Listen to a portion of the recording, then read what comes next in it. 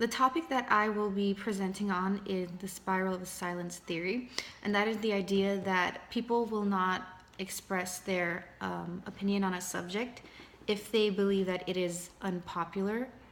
So if they believe that they are in the minority with an opinion, they would stay silent as opposed to expressing their opinion so that they will not be isolated from the group.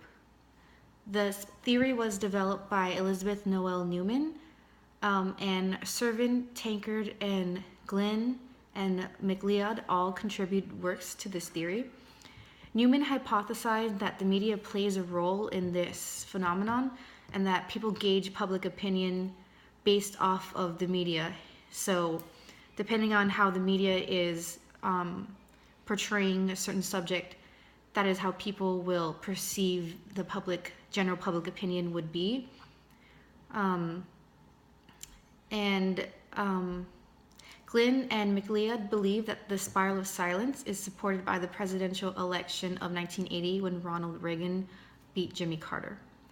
So the pros of understanding the spiral of silence gives us insight into how the public thinks, and this will allow marketers to understand their audience better.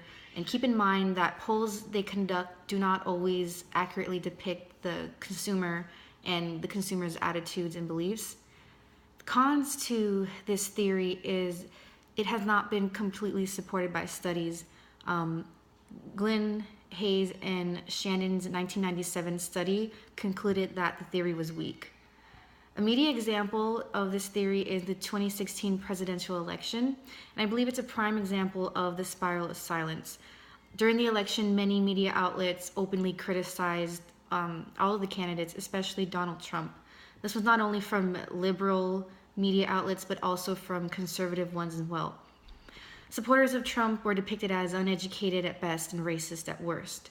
Because of this, there were many people who secretly supported Trump but were reluctant to admit this because they did not want to be perceived in a negative light, as they felt that they were in the minority in some parts of the country based off of the media and gauging public opinion. As a result, the seemingly impossible became possible. Although he did have strong support, mostly everybody underestimated the amount of people who would actually vote for him when it mattered on the election day. This was especially true for certain minority groups such as Hispanic demographic, women, and Muslim population. He had supporters in these demographics, but they, for the most part, felt that they could not openly admit to this for fear of backlash from their community. Thus, many people were shocked that a man with no experience in government or politics who said outrageous things was elected president. And again, this was especially true for minority groups who did not seem to stand for benefits for supporting such a candidate.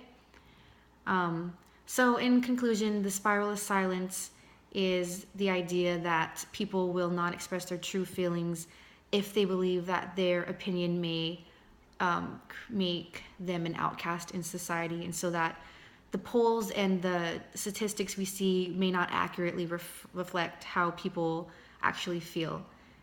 Thank you very much. Goodbye.